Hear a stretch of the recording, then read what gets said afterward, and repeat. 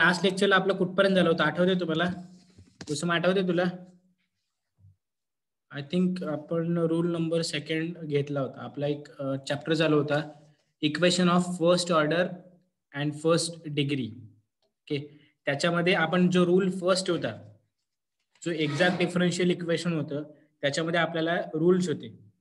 Okay, किंवा त्याच्यानंतर जो पॉईंट चालू झाला होता दॅट इज इंटिग्रेटिंग फॅक्टर कसं कॅल्क्युलेट करतात, त्याच्यासाठी आपल्याला आपलं रूल्स बघायचे होते की प्रत्येक इक्वेशनसाठी किंवा प्रत्येक टाईपच्या इक्वेशनसाठी आपल्याला काय करायला लागतं, वेगळे वेगळे रूल्स फॉलो करायला लागतात. जर तुम्हाला प्रॉपर इंटिग्रेटिंग फॅक्टर कॅल्क्युलेट करायचं असेल एका स्पेसिफिक टाईपच्या इक्वेशनसाठी, तर तुम्हाला ते रूल्स फॉलो करावे लागतात. ओके, तर ते जे रूल्स होते त्यातला आपला रूल नंबर फर्स्ट आहे तो आपला शिकून झालाय. आपल्याला या लेक्चरला काय बघायचं, रूल नंबर सेकंड कसा आहे आणि त्याच्यावरचं एक एक्झाम्पल ते आपल्याला या लेक्चरला बघायचं का त्याच्या जो चॅप्टर मधला जो पुढचा कंटेंट आहे आपल्याला तोच इन शॉर्ट बघायचा आहे. ओके, तर रूल नंबर जो सेकंड आहे तो पहिल्यांदा मी तुम्हाला लिहून दाखवतो. रूल नंबर सेकंड आहे काय, आता बघा रूल नंबर सेकंड काय सांगतो. रूल नंबर सेकंड, ओके, समजा तुमच्याकडे फंक्शन असेल f1 xy. ओके, असं फंक्शन ते गिवन असेल. समजा ते फंक्शन असं गिवन असेल f1 xy म्हणजे हे फंक्शन झालं. त्या फंक्शनच्या नंतर इंटू त्याला y dx असं असेल. आणि अजून एक तुम्हाला सेकंड फंक्शन गिवन आहे f2, ते पण x आणि y चं फंक्शन असेल. ओके, आणि त्याच्यानंतर x dy असे गिवन असेल 0. जर अशा टाइप मध्ये तुम्हाला जर इक्वेशन गिवन असेल किंवा तुमचं एक्झाम्पल दिलेलं असेल तर तुम्हाला रूल नंबर सेकंड अप्लाय करावा लागतो. ओके, जर या टाइप मध्ये तुम्हाला इक्वेशन असेल तर तुम्हाला रूल नंबर सेकंड अप्लाय करावा लागतो. मग सेकंड अप्लाय करताना तुम्ही काय करता, फर्स्ट स्टेप असते तुमची m dx plus n dy it is equal to 0 या इक्वेशन सोबत कम्पेअर करायचं. ओके, कम्पेअर तुमचं करून झालं की तुम्हाला इंटिग्रेटिंग फॅक्टर कसं मिळणार. इंटिग्रेटिंग फॅक्टरचा फॉर्म्युला आहे रूल नंबर सेकंड साठी mx minus ny. Okay, integrating factor is equal to 1/mx minus ny. Okay, आणि त्याच्यामध्ये एक कंडिशन आहे mx minus ny it is not equal to 0. जर हे 0 आलं तर तुम्ही इंटिग्रेटिंग फॅक्टर कॅल्क्युलेट करू शकत नाही, त्याच्यामध्ये तुम्हाला तिथेच थांबावं लागेल. ओके, तर रूल नंबर सेकंड साठी पुन्हा एकदा सांगतो, हा रूल नंबर सेकंड साठी हा इक्वेशनचा फॉर्मॅट आहे. तुमचं जे इक्वेशन आहे या फॉर्मॅटमध्ये हवंय. जर या फॉर्मॅटमध्ये इक्वेशन असेल तुम्ही इंटिग्रेटिंग फॅक्टरसाठी हा फॉर्म्युला अप्लाय करायचा. आणि फॉर्म्युलासाठी कंडिशन काय की तुमचं mx मायनस ny ही जी काय व्हॅल्यू आहे ती तुमची 0 नको आहे तुम्हाला. ओके, तर आपण एक्झाम्पलला स्टार्ट करूया रूल नंबर सेकंडच्या. आता बघा तुम्हाला एक्झाम्पल मध्ये काय दिलंय बघा. Example number first. ओके, काय विचारलंय, solve x square y square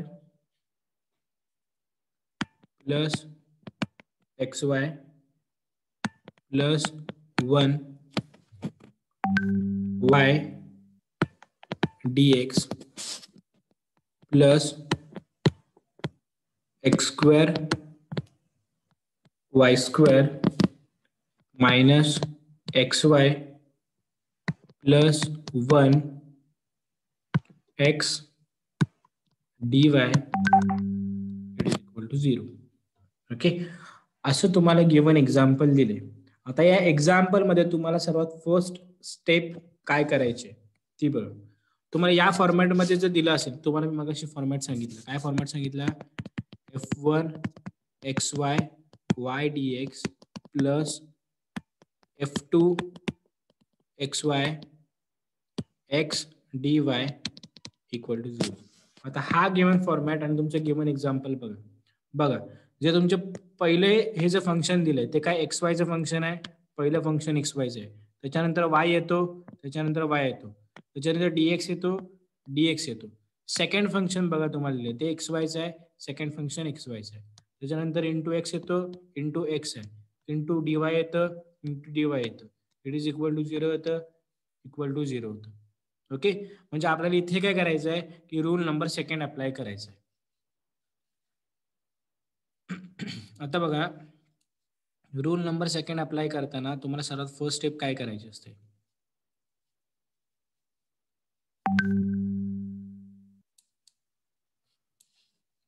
okay, बघा रूल नंबर सेकंड काय असतं बघा. फर्स्ट स्टेपला काय करायचं, हा जो वाय आहे ते वायने आतमध्ये मल्टिप्लाय करून घ्यायचं, हा जो एक्स आहे या एक्सने आतमध्ये मल्टिप्लाय करून घ्यायचं. मग तुम्हाला काय टर्म मिळेल, x square y cube plus x y square plus Y dx. Okay, next term कशी येणार, एक्सने आतमध्ये मल्टिप्लाय करून घ्यायचे तुम्हाला. मग तुम्हाला काय मिळेल, X cube Y cube minus x square Y plus X D Y equal to 0. Okay, समजा हे जे इक्वेशन आहे या इक्वेशनला तुम्ही म्हटलात इक्वेशन नंबर 1.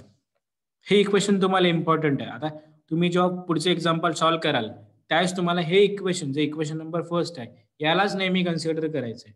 ओके, मग तुम्ही काय म्हणणार, comparing equation first with m dx plus n dy equal to 0. जर या इक्वेशनला या इक्वेशन सोबत कम्पेअर केलं तर मला m ची व्हॅल्यू काय मिळेल आणि n ची व्हॅल्यू काय मिळेल. m ची व्हॅल्यू मला काय मिळेल, m इज इक्वल टू, ही m ची व्हॅल्यू आहे आणि ही n ची व्हॅल्यू आहे. m ची व्हॅल्यू काय भेटेल मला, x square y cube plus x y square plus y, ही झाली m ची व्हॅल्यू. सेकंड मला n ची व्हॅल्यू काय भेटेल, n इज इक्वल टू काय भेटेल मला, एक्स क्यूब वाय क्यूब, एक मिनिट आहे इथे वाय स्क्वेअर आहे, काय भेटेल, x cube y square plus x square Y plus x. Okay, तुम्हाला असं भेटेल, इथे फक्त निगेटिव्ह आहे. ओके, इथे फक्त निगेटिव्ह. बघा तुमची ही जी टर्म होती ही तुमची काय होती, एम ची टर्म होती, ही टर्म तुमची जी होती ती एन ची टर्म होती. ओके, आता तुम्हाला काय करायचं असतं, फर्स्ट स्टेप याच्यामध्ये डो एम अपॉन डो वाय कॅल्क्युलेट करायचं असतं. म्हणजेच काय, पार्शियल डिफरन्शिएशन तुम्हाला करायचं असतं. एम ला पार्शियल डिफरन्शिएट करायचं आहे विथ रिस्पेक्ट टू वाय, आणि सेकंड कंडिशन आहे तुमच्याकडे एन ला पार्शियली डिफरन्शिएट करायचं आहे with respect to X. Okay, जर असं करायचं असेल तर एम ला पार्शियली डिफरन्शिएट करायचं आहे. मग काय करणार, समजा एम ची व्हॅल्यू काय माझ्याकडे, x square y cube plus x y square plus y with respect to y differentiate करायचं. मग मला डिफरन्शिएशन काय भेटेल, 3x square y square plus 2xy plus 1. Okay, बघा मला डिफरन्शिएशन काय भेटलं, एक्स स्क्वेअर वाय क्यूबचं डिफरन्शिएशन भेटलं 3x square y square, x y स्क्वेअरचं डिफरन्शिएशन मला काय भेटलं 2xy. ओके, आणि वायचं differentiation with respect to y म्हणजे काय भेटलं 1 मिळालं. Second step, do N upon डो एक्स. ओके, एन ला with respect to x differentiate करायचं. मग काय, या टर्मला with respect to x differentiate केलं तर मला काय भेटेल 3x स्क्वेअर आणि वाय स्क्वेअर होतं तसं मायनस 2xy होता तसा प्लस एक्सला with respect to x differentiate केलं तर मला काय मिळेल 1 भेटेल. मग बघा ही टर्म आणि ही टर्म काय आहे, वेगळी आली. काय फक्त डिफरन्स आहे याच्यामध्ये, साईनचा डिफरन्स आहे. ओके, बाकी सगळ्या टर्म सेम आहेत. मग तुम्ही काय बोलू शकता, डो एम अपॉन डो Y is not equal to डो एन अपॉन डो एक्स. ओके, आणि जर असं आलं की तुमची जी गिव्हन टर्म आहे ते एक्झॅक्ट डिफरन्शियल इक्वेशन नाहीये, याच्यावर तुम्हाला समजतं. मग हे एक्झॅक्ट डिफरन्शियल इक्वेशन नसल्यामुळे तुम्हाला काय करायचं आहे, रूल नंबर सेकंड इथे अप्लाय करायचं आहे. ओके, आता रूल नंबर सेकंड तुम्हाला कसा अप्लाय करायचा आहे हे तुम्हाला सांगतो. बघा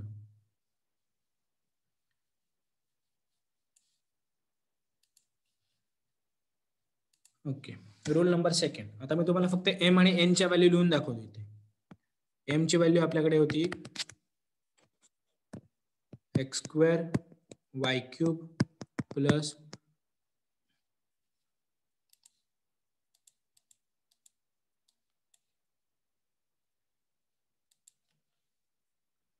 xy² प्लस y आणि एन ची व्हॅल्यू आपल्याकडे होती n is equal to x³ y² minus x² y plus x. Okay, अशी आपल्याकडे व्हॅल्यू होती. परत इथं लिहितो नीट.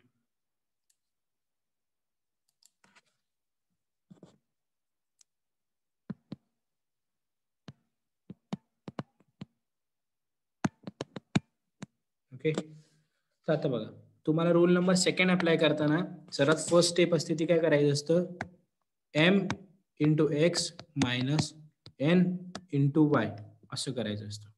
ओके, आता इथे बघा माझ्याकडे m ची टर्म कुठली आहे, m ची टर्म मी ते लिहून घेतो. m काय, x² y³ plus xy² plus y into काय तरी दिलाय x इंटू x. हे मधलं साईन निगेटिव्ह, हे जे साईन आहे ती. त्याच्यानंतर एन ची टर्म कुठली आहे, एन ची टर्म कुठली आहे माझ्याकडे, x³ y² minus x² y plus x into काय y. मग मी काय करणार, या x ने आतमध्ये मल्टिप्लाय करून घेणार, या y ने आतमध्ये मल्टिप्लाय करून घेणार. मग मला काय भेटेल, mx मायनस ny ची व्हॅल्यू काय मिळेल मला बघा, x³ y³ plus x² y² plus xy. हे मधलं निगेटिव्ह साईन.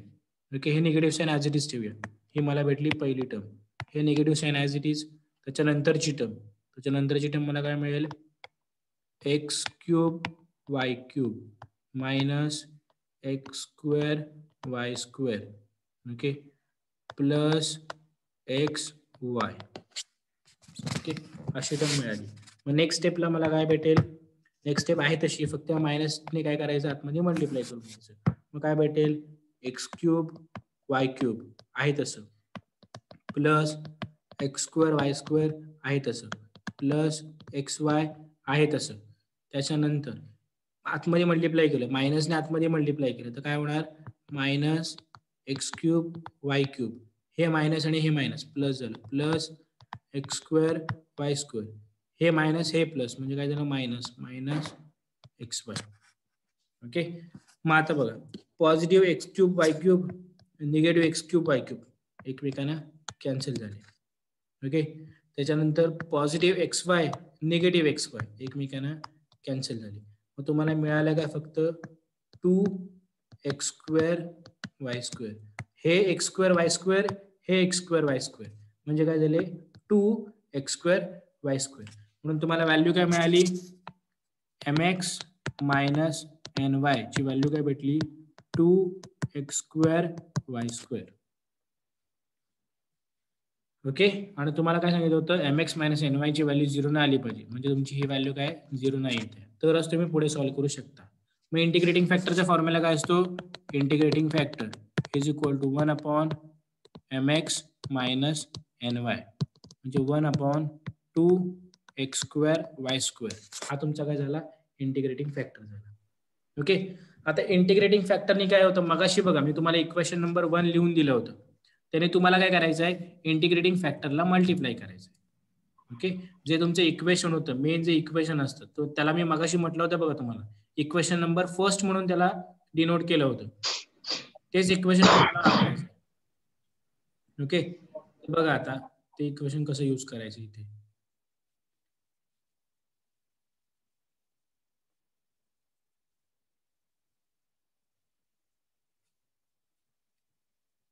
सर्वात फर्स्ट ते जे इक्वेशन होतं ते मी तुम्हाला लिहून दाखवतो इथे. इक्वेशन काय होतं, इक्वेशन बघा काय होतं, इक्वेशन नंबर फर्स्ट जे तुम्हाला लिहून दिलं होतं ते x² y³ plus xy² plus y ब्रॅकेटच्या बाहेर dx plus x cube y square minus x square Y plus x ब्रॅकेटच्या बाहेर डी वाय इक्वल टू 0. हे होते इक्वेशन नंबर फर्स्ट. मग आता आपल्याला काय करायचं असतं, या पूर्ण ज्या इक्वेशनला इंटिग्रेटिंग फॅक्टर, जो तुमचा इंटिग्रेटिंग फॅक्टर आलाय त्यांनी मल्टिप्लाय करायचं असतं. मग तुम्हाला काय भेटेल मल्टिप्लाय केलं तर, बघा असं भेटेल.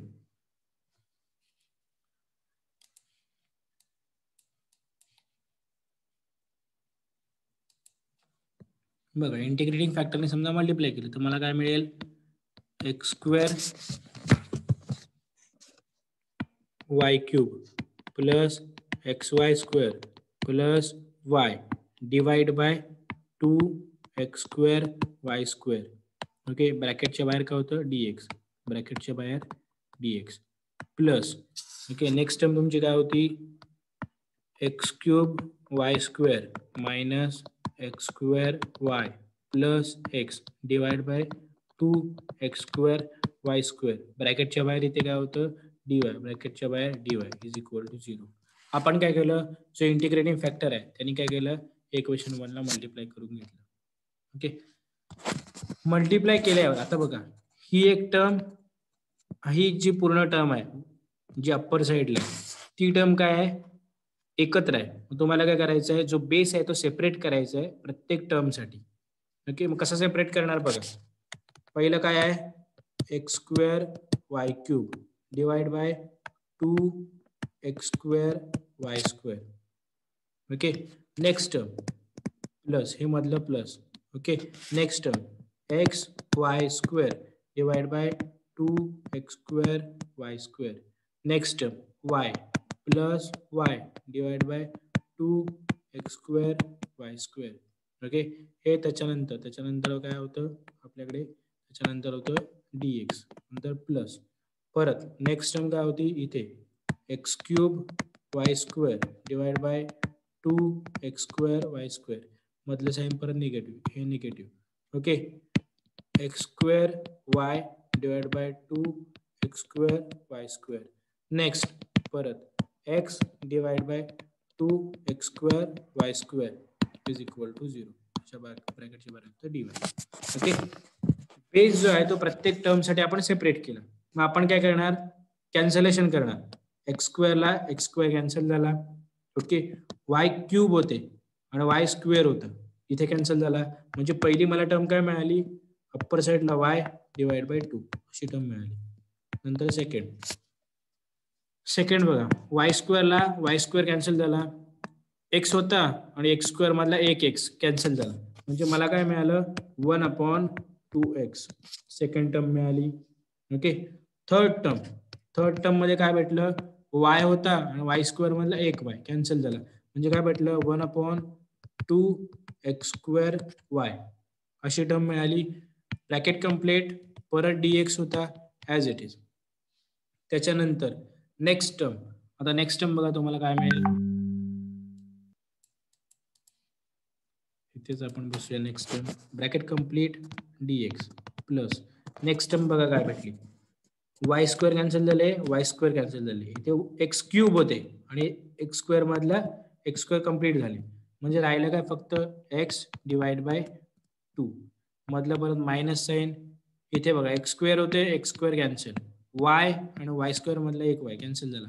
म्हणजे भेटलं काय तुम्हाला 1/2y. Okay, 1/2y plus X cancel झाला, एक्स स्क्वेअर मधला एक एक्स कॅन्सल झाला. म्हणजे काय 1/2x Y square dy is equal to 0 असं तुम्हाला मिळालं. ओके, असं मिळाल्यानंतर बघा तुम्हाला काय करायचं आता, नेक्स्ट स्टेप.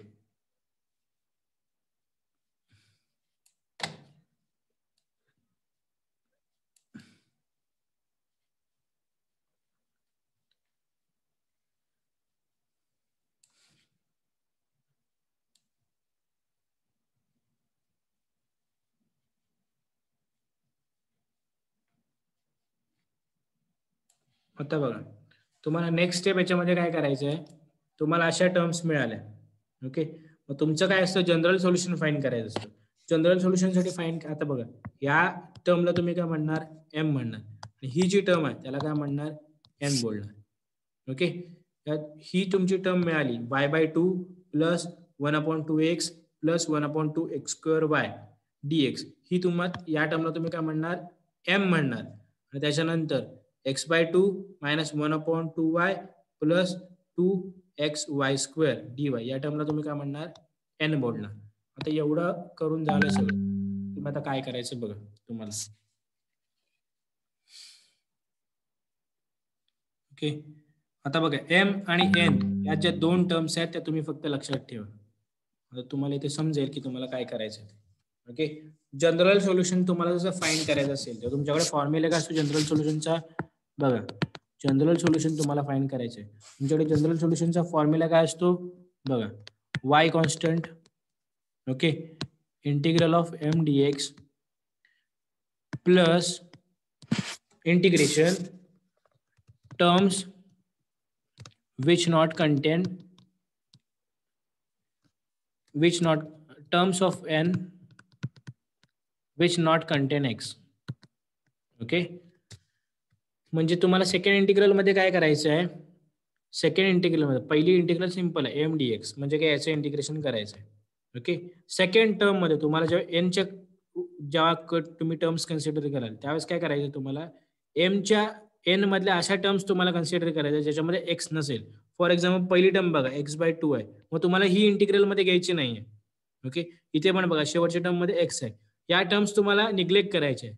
एन मधल्या अशाच टर्म्स घ्यायच्या ज्याच्यामध्ये फक्त वाय हा व्हेरिएबल असेल, ज्याच्यामध्ये एक्स आलाय तो निग्लेक्ट करून टाकायचा. ओके, त्याच्यानंतर इथे होतं dy is equal to 0.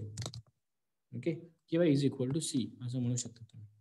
Okay, मग बघा आपलं पहिलं एम डी एक्स काय होता, integration of y/2 plus 1/2x plus 1/2x square Y dx.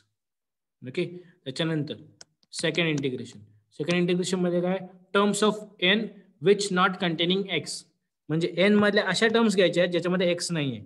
बघा पहिली टर्म काय x/2 आहे, म्हणजे ही टर्म काय करणार आपण नाही घेणार. सेकंड टर्म काय -1/2y आहे, त्याच्यामध्ये एक्स नाही आहे म्हणून ती टर्म घेतली.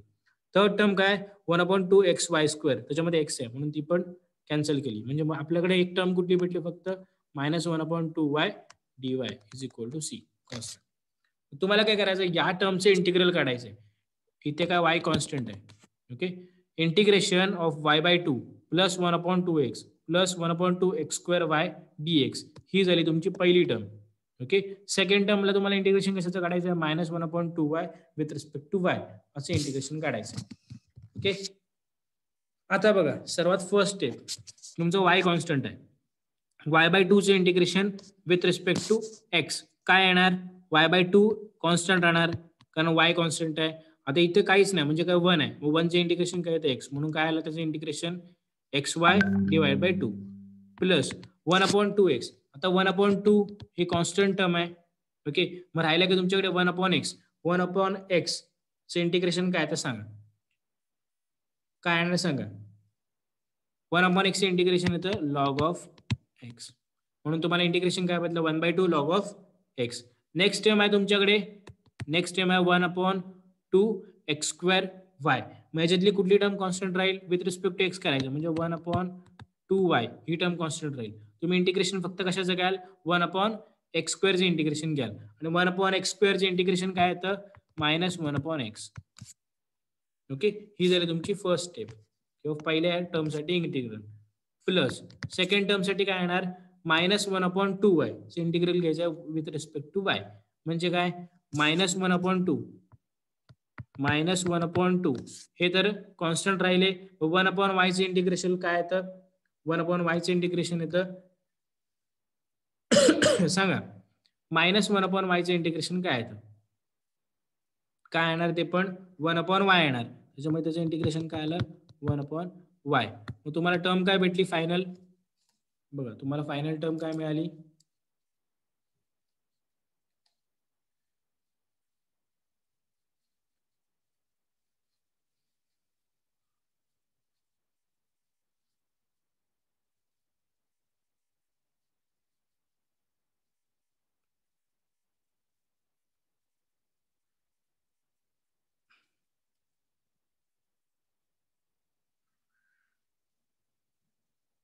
बघ तुम्हाला तर फायनल टर्म काय भेटली मग बघ x y divide by 2 plus log x divide by 2 plus sorry इथे प्लस नाही येणार इथे मायनस येईल बघ ओके ही पहिली term x by 2 1/2 log x next minus 1 upon एक्सने इथं मल्टिप्लाय केलं तर ही टर्म काय येणार मायनस 1 अपॉन 2xy ओके ही झाली फर्स्ट टर्म त्याच्यानंतर सेकंड टर्म तुमची काय आली सेकंड टर्म आली प्लस ब्रॅकेटमध्ये इथे पण सेम मायनस 1 अपॉन 2y अशी टर्म तुम्हाला मिळाली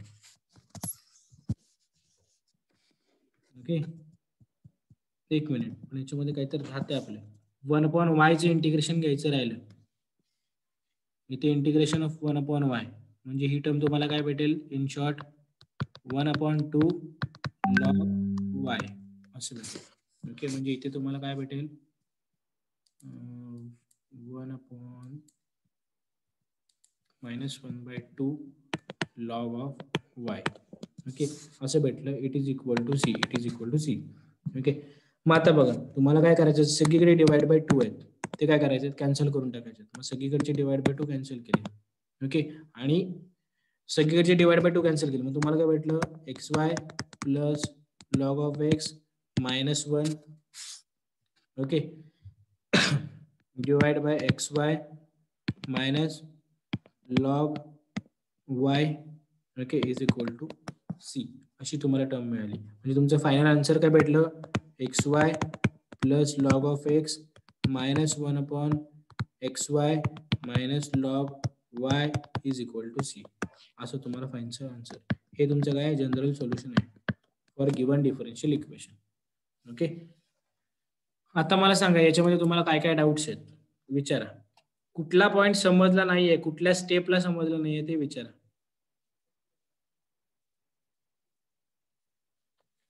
विचारा पटापट सगळ्या पॉईंट समजलेत क्लिअर झालेत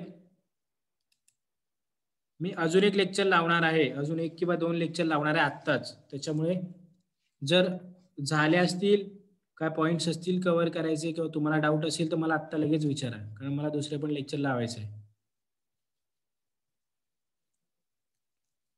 डाऊट आहे कोणाला काय इब्राहिम प्रथमेश मोरे साक्षी कडू संगीता कदम सोनिया डाऊट असेल ते विचारा ठीक आहे थँक्यू